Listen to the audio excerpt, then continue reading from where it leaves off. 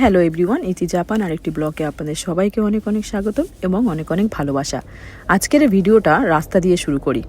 আর দেখতে পাচ্ছেন রাস্তার চারিদিকে বরফ আর বরফ।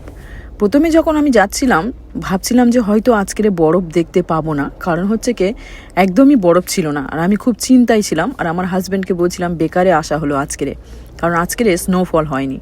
তো তারপরে যখন এইগুলো দেখলাম রাস্তার সাইডে এতগুলো স্নো পড়ে আছে, তখন একটুখানি মনটা হলেও একটু আনন্দ হয়ে উঠেছে। এইবার ভাবছি যে যাই হোক একটু তো বরফ দেখতে পারবো। তো চলে এলাম। গত বছরে যখন এসেছিলাম তখন পুরো এই রাস্তাটা ভর্তি বরফ ছিল, যাওয়াটা এত সমস্যা হচ্ছিল, একদম আস্তে আস্তে গাড়ি চালাতে হয়েছিল। কিন্তু এই বছরে যখন গিয়েছি তখন অতটা হয়নি গত বছরের মতন, বাট অনেক স্নো। আমরাই এই কথা বলতে বলতে পৌঁছে গেলাম।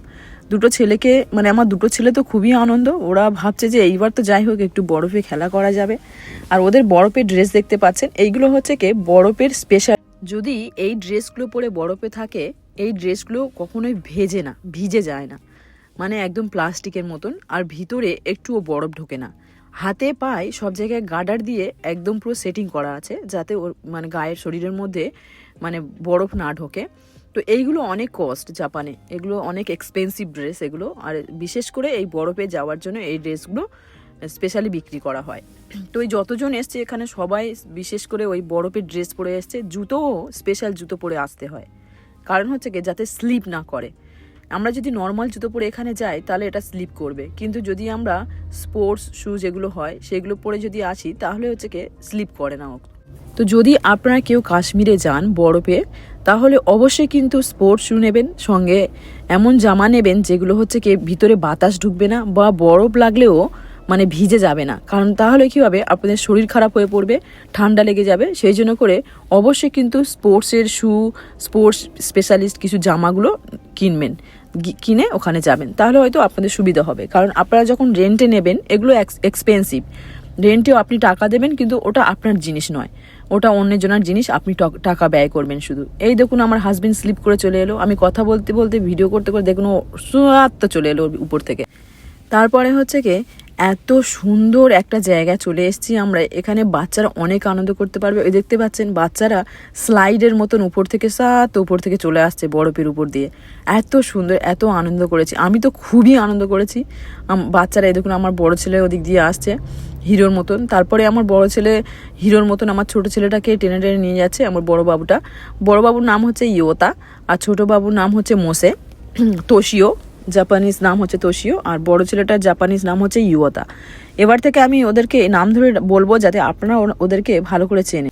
তো ইয়োতা তোশিওকে নিয়ে যাচ্ছে এখানে হচ্ছে কি স্নোম্যান তৈরি করার জন্য, যেটা জাপানিজে ইউকিদারুমা বলা হয়। তো এখানে স্নোম্যান তৈরি করার জন্য সবাই কত কি তৈরি করছে বরফ দিয়ে। আর এই জায়গাটা আমার হাজবেন্ড বললো এখানে একটু বেশি বরফ আছে, তো এখানে বসে আমরা কিছু তৈরি করি। এইবার আমার পাগলামিটা দেখুন, আমার পাগলামি দেখে কেউ ভয় পাবেন না, কারণ আমার মাঝে মাঝে এরকম ভূত চাপে। ওই দেখুন চুলটুলগুলো ছেড়ে দিয়ে আমি বরফগুলো কতগুলো জমা করছি, আমার পাশে কিন্তু কেউ। এত সুন্দর ছিল পার্কটা, এত সুন্দর ছিল ভাষায় বলা যাবে না। এই দেখুন কত সুন্দর, এর উপর দিয়ে যেতে পারবে, নিচে শুধু বরফ, উপরে গাছগুলো সাদা ধপধপ করছে, আর নিচেও সব জায়গায় সাদা ধপধপ করছে বরফে। এত সুন্দর, এত সুন্দর। আর এদিকে দেখুন নিচে থেকে কি সুন্দর জল আসছে, উপরে বরফ, এত সুন্দর দৃশ্য, এত ভালো লাগছিল কি বলবো।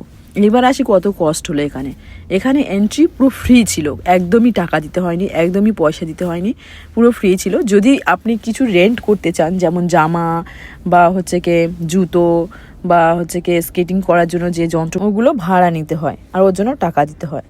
এই দেখুন একটা জায়গায় চলে এসেছি, এই জায়গাটা আগে পুকুর ছিল, পুরো পুকুর ভর্তি ছিল, এখন সেটা বরফে সাদা হয়ে গেছে, সেই জন্য করে ওখানে ঘিরে দেওয়া হয়েছে যাতে কেউ ওখানে এন্ট্রি না করে। তারপরে বরফের ওখান থেকে চলে এসে হাজবেন্ড বললো যে আজকের এটা নাকি ও রান্না করে। হাজবেন্ড হচ্ছে কি তুর্কি রান্না করবে, আর এই তুর্কিটা হচ্ছে কি 8 কেজির ওজনের একটা তুর্কি, আর অনেকটা বড় সড়ো একটা তুর্কি। আর আমরা জাস্ট 4টে ফ্যামিলি মেম্বার, আমার ছোটো ছেলে খাবে কি আমি জানি না।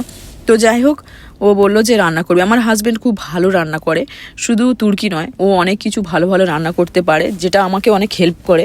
তো যাই হোক, ও তুর্কিটা কেটে নিয়ে ভালো করে ধুয়ে নিয়ে আর এর সঙ্গে কী কী মাখিয়ে কী কী করবে আমি জানি না, তবে আমার মনে হয় যে খেতে খুব ভালো হবে। তারপরে এদিকে চলে এলাম, একটুখানি দেখছি ওর পাপা ওদিকে রান্না করছে, আমি এদিকে দেখলাম যে ছেলেরা বাইরে খেলা করছে, আমাদের বারান্দাতে খেলা। আমার গলার আওয়াজটা একদমই ভালো নয়, কারণ হচ্ছে কি আমার গলা বসে গেছে আর খুব ঠান্ডা লেগেছে আমার, আর একটুখানি কথা বললে কাশি চলে আসছে। তো ভিডিওটা এডিটিং করতে আমার খুব সমস্যা হচ্ছে, বাট আমি ট্রাই করছি কথা বলার, আর সঙ্গে সঙ্গে জলও পান করছি।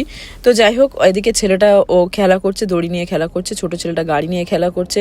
তারপর ওদিকে দুটো লাল স্ট্যান্ড রেখে দিয়েছে আমার ছোট ছেলেটা, যাতে কোনো গাড়ি এন্ট্রি না করতে পারে, যদিও এখানে জাপানে করে না, বাট আমার ছেলেরা ওইরকম খেলা করে, ওরা ওইরকম করে আর কি। তো বাইরে কত সুন্দর খেলা করছে গাড়ি নিয়ে, আর আমি ভাবলাম যে সবাইকে দেখাই, এটা হচ্ছে আমাদের নিজস্ব ঘর জাপানে। তারপরে চলে এলাম, হাজব্যান্ড অলরেডি মাখিয়ে নিয়েছে, বলছে আমি মাখিয়ে নিয়েছি গো। আমি বললাম আরে আমি ভিডিও করলাম না। তো যাই হোক, ও মাখিয়ে নিয়েছে অলরেডি, টমেটো, আদা, রসুন, পেঁয়াজ দিয়েছে, যা যা লাগে দিয়েছে, আদা রসুন পেঁয়াজ কেটে নিয়েছে দেখা যাচ্ছে ওখান থেকে, আর টমেটো কুচি করে দিয়েছে, পেঁয়াজ কুচি দিয়েছে। কতগুলো মাংস হয়েছে দেখুন, ও দুটো আলাদা আলাদাভাবে করছে, একটা বেকিং করবে আর একটা হয়তো কালকের কি পরশুদিন রান্না করবে, সেই জন্য করে ভিনিগারও দিচ্ছে সঙ্গে, একটু ভিনিগার, কালো জিরে, তারপরে হচ্ছে কি জিরে একটু একটু করে দিয়েছে, তারপরে তেল দিচ্ছে, তারপরে হচ্ছে টমেটো সস দিচ্ছে, এক ধরনের টমেটো সস এটা। তা দেওয়ার পরে ওটাকে সুন্দর করে ম্যারিনেট করে একটা রেখে দেবে, আর একটা আজকে রান্না করবে। তো দেখা যাক ও কিভাবে রান্না করে। আমার তো কথা বলতে বলতে জিভে জল চলে আসছে, এত সুন্দর করে ও মানে ওগুলো মাখাচ্ছে, রান্না করছে। আর আমার হাজব্যান্ড, আমি আগে বলেছি যে ও খুব ভালো রান্না করে, ও মানে প্রায় সময় ও রান্না করে, অ্যাকচুয়ালি ও রান্না করতে ভালোবাসে। তো এই কথা বলতে বলতে ও অলরেডি ম্যারিনেট করে নিয়েছে, আর কত সুন্দর হয়েছে দেখুন ম্যারিনেটটা। আর এদিকে ও হাফ ম্যারিনেট করে রেখে দিচ্ছে বাক্সের মধ্যে, আর হাফ অলরেডি মেশিনের মধ্যে দিয়ে দিয়েছে, যে ও মানে বেকিং করতে দিয়ে দিয়েছে, আর হাফ এই রেখে দিয়েছে। যখন ও বেকিং করতে দিয়েছে সেই সময়টা নষ্ট না করে এদিকে কি করছিল, রান্নাঘরটাও পরিষ্কার করছিল। কারণ ওটা হচ্ছে কি, যে সাদা মতন তাকটা দেখা যাচ্ছে, ওটা হচ্ছে মশলা রাখার তাক, মানে মশলা রাখার একটা জায়গা। তো ও সুন্দর করে ওটাকে পরিষ্কার করে আবার গুছিয়ে গুছিয়ে রাখছে, আর ওদিকে কিন্তু রান্না করতে বসিয়ে দিয়েছে, মানে হাত ওর বন্ধ নেই, একটা না একটা পরে একটা কাজ করেই যাচ্ছে আর কি। তো এগুলো হেল্প করে অনেক সময়, যখন হাজব্যান্ডরা একটু কাজ করে দেয় আমাদের অনেক হেল্প হয় আর কি, আমরা যারা সংসারী মেয়ে আর কি, বাইরে কাজ করি, ঘরে কাজ করি। তারপরে ওটা যে কিছুক্ষণ পরে ওটা বের করে নিয়ে এইবার হচ্ছে উপরে যে অ্যালুমিনিয়ামের কভারটা আছে ওটা তুলে দেবে, দিয়ে আবার বেকিং করতে দেবে। ফাইনাল লুকটা কেমন হয় অবশ্যই কিন্তু দেখবেন। অলরেডি এটা হচ্ছে কি মাংসটা ভিতরে সিদ্ধ হয়ে গিয়েছে, এইবার মাংসটাকে পোড়ানোর পালা। পোড়ানোর পরে কেমন হয় এটা কিন্তু দেখার খুবই আগ্রহ আমার ছিল, আপনারাও আগ্রহ করে রাখুন, মানে একটু পরে দেখানো হবে যে কিভাবে ওটা পুড়িয়েছে। আর তারপরে শুধু এই যে মাংস ছিল তা নয়, অনেক কিছু ছিল সঙ্গে, সালাড ছিল, তারপরে হচ্ছে কি আচমা তৈরি করেছিল, আসমা, তারপরে এদিকে হচ্ছে কি মাংস, কাসাবা, আলু দিয়ে করেছিল, আর তারপরে এই ফাইনাল লুক। এত সুন্দর দেখতে, মানে খেতে তো আরও মজা, সত্যি এর সেই স্বাদ, আর তুর্কি সত্যি এর সেই স্বাদ। তারপরে এদিকে হচ্ছে কি আচমা তৈরি করেছে, এদিকে পুডিংও তৈরি করেছে। তো আমরা এখন খাই, খেতে খেতে ভিডিওটা এখানে শেষ করি। আপনাদের কেমন লাগলো অবশ্যই বলবেন, যদি ভালো লেগে থাকে আমার ইউটিউব চ্যানেলটাকে সাবস্ক্রাইব করবেন, আর যারা আমার ফেসবুকে আছেন ফেসবুক চ্যানেলটাকে ফলো করে দেবেন। সবাই ভালো থাকবেন, সুস্থ থাকবেন, আর আমার ভিডিওটা কেমন হলো জানাবেন। Tata, bye bye.